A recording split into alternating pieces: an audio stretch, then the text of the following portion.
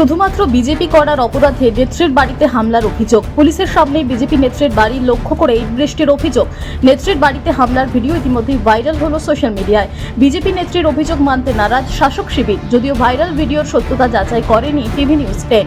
ঘটনাকে ঘিরে ব্যাপক উত্তেজনা দুর্গাপুরের বিধাননগর স্টেট ডায়েরি কলোনিতে। অভিযোগ, গত শুক্রবার স্থানীয় একটি দোকানে জিনিস কিনতে যান দুর্গাপুরের 27 নম্বর ওয়ার্ডের বাসিন্দা বিজেপির এক মহিলা কর্মী। সেখানে জিনিস কেনাকে কেন্দ্র করে বচসা হয়, যার রেশ এসে পরে শনিবার সকালে। বিজেপি নেত্রীর অভিযোগ, আচমকা বেশ কয়েকজন তার বাড়ির সামনে এসে বাড়ি লক্ষ্য করে এলোপাথারি ঢিল ছুটতে থাকে। তার স্বামী আর ছেলে এবং বাড়ির পোষ্য সারমেয়কে মেরে ফেলার হুমকি দেয়। স্থানীয় বিধাননগর ফাঁড়িতে ফোন করা হলে পুলিশ ঘটনাস্থলে ছুটে আসে। অভিযোগ, পুলিশের সামনেই চলে ঢিল ছোড়া আর হুমকি। শুধুমাত্র বিজেপি করার অপরাধে এবং তার স্বামী তৃণমূলে যোগদানের প্রস্তাব প্রত্যাখ্যান করায় বারবার হামলার মুখে পড়তে হচ্ছে তাদের, এমনটাই অভিযোগ করেন অভিযোগকারী। শুক্রবার তাকে শ্লীলতাহানির চেষ্টা করা হয় বলে অভিযোগ করেন তিনি। অন্যদিকে যাদের বিরুদ্ধে ওঠা অভিযোগ তাদের পাল্টা দাবি, এর মধ্যে রাজনীতির কোনো ব্যাপার নেই। বিজেপির প্রভাব খাটিয়ে তারা ধারে মাল চাইছিলেন, আপনার না মানতে তাদেরকেই মারধর করা হয় বলে অভিযোগ। সামাজিক মাধ্যমে বিজেপি নেত্রীর বাড়িতে হামলার ঘটনার ভিডিও ভাইরাল হওয়ায় তোলপাড় রাজ্য রাজনীতি। দুপক্ষই থানায় লিখিত অভিযোগ দায়ের করেছে। ঘটনার নিন্দা প্রকাশ করার পাশাপাশি পুলিশ প্রশাসনের কাছে যথাযথ পদক্ষেপ গ্রহণ করার দাবি জানিয়েছেন দুর্গাপুর পশ্চিমের বিজেপি বিধায়ক লক্ষণ ঘরুই। পুলিশ ব্যবস্থা না নিলে বৃহত্তর আন্দোলনের হুঁশিয়ারি দেন তিনি। এদিকে তৃণমূল নেতৃত্বের দাবি, ঘটনার সাথে তৃণমূল কোনোভাবেই জড়িত নয়। পশ্চিম বর্ধমান জেলা তৃণমূলের সহসভাপতি উত্তম মুখোপাধ্যায়ের মন্তব্য, বিজেপির পায়ের তলার মাটি নেই, তার জন্যই তারা এসব নাটক করছে।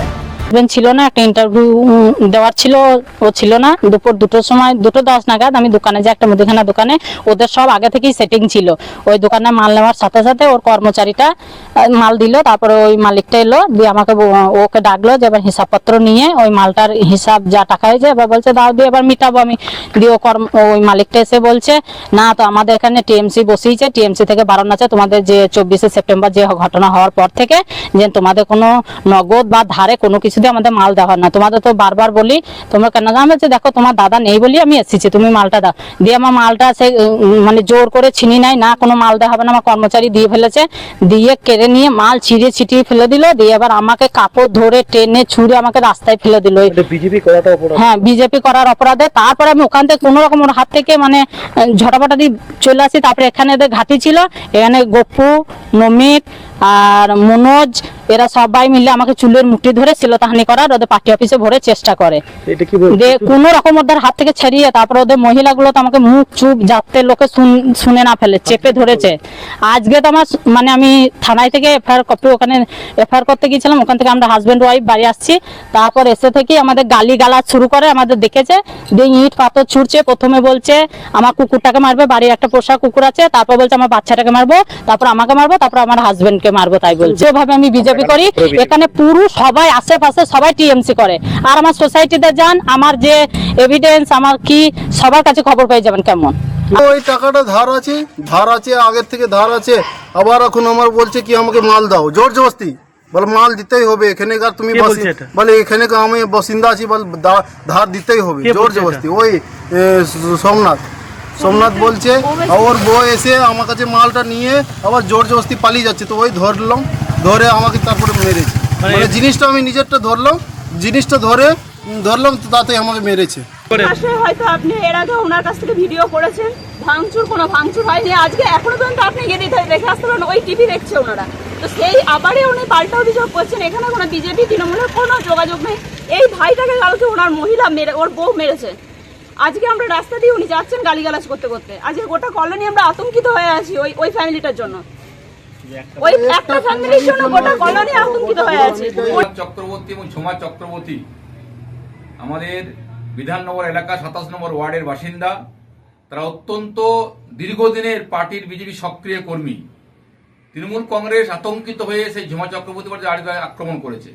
একবার নয়, গতকালও আক্রমণ হয়েছে। তার একটাই কারণ, ঝুমা চক্রবর্তী তারা ওই এলাকায় প্রভাবশালী বিজেপি নেতা, তাদেরকে হুমকি দেওয়া হচ্ছে, ঘরে থাকতে দেওয়া হবে না। দুর্ভাগ্যের বিষয়, পুলিশের সামনেই পুরো এলাকার তৃণমূলের নেতা নেত্রী এসে পড়ে, ঘরে ঢিল ছুটছে, আক্রমণ হচ্ছে। সেই এলাকাতে সবজির দোকান আছে, মুদিখানা দোকান আছে, তারা বলে যাচ্ছেন কেউ সবজি দেবেন না, তাকে বয়কট করুন।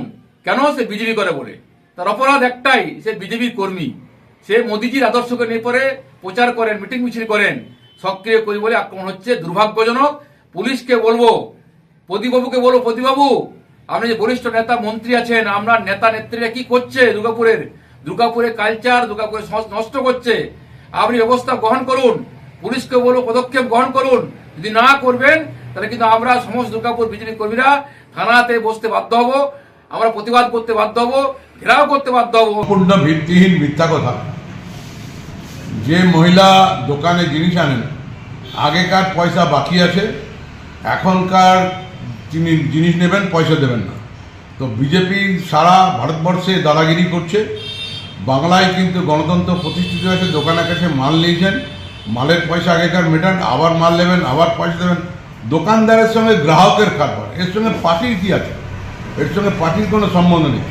ওনাদের আচরণ ঠিক করতে বলুন, পুলিশে কেস করতে বলুন, পুলিশ প্রশাসন সেটা বুঝে নেয়। তৃণমূলের সঙ্গে কোনো গন্ধ নেই। অভ্যাসে দাঁড়িয়ে গেছে, যদি বিজেপির কোনো গাটা চুলকায় তখন বলবে তৃণমূলের লোকটা আমার গাটা আঁচড়ে দিয়ে চলে গেল। আরে তুই যদি নোংরা জলে পুকুরে স্নান করি তোর তো গা চুলকাবে, তো তার সঙ্গে তৃণমূলের কী সঙ্গে? এসব ভিত্তিহীন মিথ্যা কথা বলে তারা বাজার করতে চাইছে। বাংলার মাটিতে বিজেপির কোনো জায়গা নেই। দুর্গাপুর থেকে সনাতন গড়াইয়ের রিপোর্ট, টিভি নিউজ 10।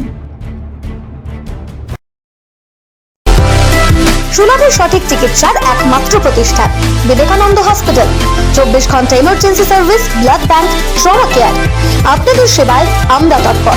গুণমান ও পরিষেবায় দুর্গাপুর বিধাননগরের ডক্টর জাকির হোসেন এভিনিউর বিবেকানন্দ হসপিটাল শিল্পাঞ্চলের মানুষের মন জয় করেছে। নতুন বছরে সাফল্যের চাবিকাঠি চান? সেরা জ্যোতিষের শিরোপা ইন্ডিয়ান আইকন অ্যাওয়ার্ড 2024 আর গোল্ড মেডেল প্রাপ্ত অ্যাস্ট্রোলজার আর বাস্তু কনসালটেন্ট চিন্ময় শাস্ত্রীর কাছে আজই যান। কালার থেরাপি, নামের বানান সংশোধন সহ সঠিক মানের গ্রহরত্ন দিয়ে ভাগ্য পরিবর্তন করুন। কল 9609604638 অথবা visit Bengal Ambuja city centre Durgapur. আপনি কি আপনার দোকান, রেস্তোরাঁ বা ব্যবসার জন্য বিশ্বস্ত এবং নিরাপদ পানীয় সরবরাহকারীর খোঁজ করছেন? ভাবছেন কোথায় পাবেন? তাহলে দেরি না করে অতি সত্বর যোগাযোগ করুন আলো এন্টারপ্রাইজের সাথে। আমরা বিসলেরির main super distributor and super stockist. আমাদের এখানে আপনারা পেয়ে যাবেন ভারতের উচ্চমানের নিরাপদ পানীয় সরবরাহকারী বিসলেরির মিনারেল ওয়াটার, সোডা ও সফট ড্রিঙ্কস একদম সুলভ মূল্যে। তাহলে আর সময় নষ্ট না করে মানসম্মত, বিশুদ্ধ এবং নির্ভরযোগ্য পানীয় পেতে চলে আসুন আমাদের ঠিকানায়। ঠিকানা সারদাপল্লী, বেনাচিতি, দুর্গাপুর 713213। বিশদে জানতে কল করুন 9064157482 অথবা 9064457040 এই নম্বরে। আপনারা দেখছেন টিভি নিউজ 10। আপনারা মানে আমরা।